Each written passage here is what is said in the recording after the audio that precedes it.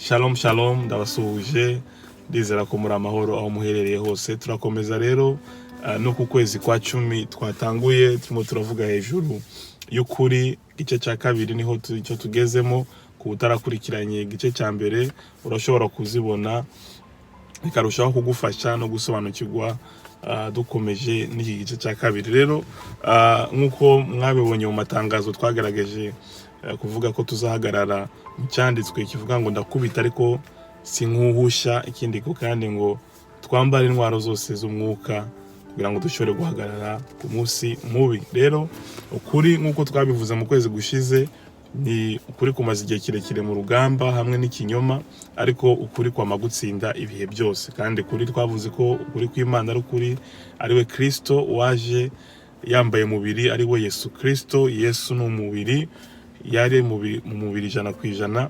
Ikindi kandi Kristo ni ubumana bwe bwari murimo 100%, aza kuducungura, aza kudukura mu bubata twari turimo n'umwanzi, atuneshereza icyaha ndetse n'urupfu. Uyu munsi abamwizeye bakaba bicaranye nawe ahantu ho mu ijuru mu buryo bwo mu mwuka, kugira ngo dushobore kuganza no gutegeka byadutegetse igihe kirekire. Izi ni ibintu bibiri mugomba gusobanukirwa. Mu ijuru turiyo mu buryo bwo mu mwuka, iburyo bw'Imana muri Kristo, muri Yesu. Hanyuma hano ku isi Kristo ari muri twebwe, yaravuze ngo nzabohereza undi mufasha umeze nkanjye.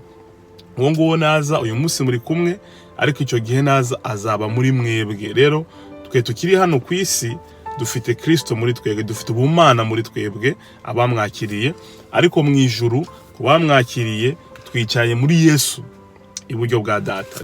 Hano ku isi ariho mu buryo bwo mu mwuka, ariko mu ijuru arafatika, yambaye mubiri, niwe yirirwa yerekana atwingingira kugira ngo abantu bakizwe, kuko Imana ngo nitinze isezerano, ngo ari iki gitumye iritinza kugira ngo abantu bihane bahindukire. Turakomeza rero no ku kwezi tubiganiraho mu buryo burambuye, kugaragaza intambara rero ihari hagati yacu n'umwanzi. Niye ntambara imeze gute, iteye gute, n'uru rugamba turimo, ko tubona Yesu yarangije byose ku musaraba. Kubera iki dukomeza kurwana? Kubera iki turwana kandi Kristo yaranesheje, yaratsinze? Nibyo tuzaganira muri uku kwezi, tureba n'impamvu Paulo yavuze ngo twambare intwaro zose ngo dushobore guhagarara ku munsi mubi, ngo dukenyeye ukuri. Rero n'izindi ntwaro zindi Bibiliya itubwira z'umwuka. Iyo turimo turavuga rero intambara y'umwuka, cyangwa se urugamba turimo go mu mwuka, atari urugamba go mu mubiri, kuko abo dukira nabo atari inyama n'amaraso, ahubwo ni mwe muzahantu ho mu ijuru zikorera ngo batumvira Imana. Izo mwemu rero zifite uburyo zikora, zifite uburyo ziorganize, zifite ubwami bwazo bwa Satani, zifite uburyo zipanze kugira ngo zangize umugambi w'Imana. Ariko natwe tugomba gusobanukirwa neza ko Imana ifite uburyo yateguye kugira ngo dushobore guhangana n'izo mbaraga. Ubundi Kristo ataraza, Yesu Kristo ataraza mu isi kugira ngo aducungure, adutsindire, ibyo byaratunaniye igihe kirekire, ibyo byose byari byadutsikamiye. Ataraza biritubwira ko izo mbaraga nizo zategeka, nizo zatuganza. Iyo urebye igihe Daniel arimo arasenga, biritubwira neza ko igisubizo cye cyarasubijwe, ariko kimutinda kumugeraho, kuko imbaraga z'umwijima zari zahagaritse igisubizo cya Daniel. Ariko uyu munsi, nyuma ya Yesu Kristo adutsindiye umwanzi, amutsinze ku musaraba, icyo kirere ntabwo tukigikoreramo. Icyo kirere twarakirenganye, muri we ngo yatuzuranye nawe, atwicazanya nawe ahantu ho mu ijuru mu buryo bwo mu mwuka. Ni ukuvuga ngo turi hejuru y'izo mbaraga, turazirenze. Dimension turimo dukoreramo, twopereramo, ni hejuru y'iyo myuka. Bibiri tubwira mu gitabo cya Efeso 6 ngo bo dukira nabo ngo sabe inyama n'amaraso, aho ngo ni myuka y'ahantu ho mu ijuru. Iyo myuka rero dukirana nayo, ntabwo twikirana nayo turi kuri même position cyangwa se même dimension. Yesu dushyize iburyo bwe ahantu ho mu ijuru, ni ahantu harenze izo mbaraga. Rero muri iyo dimension twicayemo niho dutegeka, niho duhera tuza dutegeka izo mbaraga. Ntabwo duhera hasi tugwana n'izo mbaraga ziri hejuru yacu, ariko duhera hejuru duhangana n'izo mbaraga kugira ngo dushobore gubohora ubuzima bw'abantu. Kuko urugamba turimo ntabwo ari urugamba rwo kurwana no kugira ngo dutsinde, oya, twe twaratsinze. Abamaze kwizera Kristo twaranesheje. Urugamba turimo rero no kugira ngo duhagarare ntitwambugwe ibyo twahawe, ndetse twamburire Satani abakiri mu maboko ya Satani.